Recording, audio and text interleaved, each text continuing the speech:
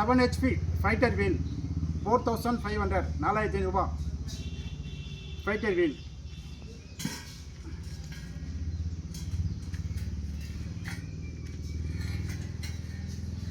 Seven HP paddy cage wheel 4900 4900.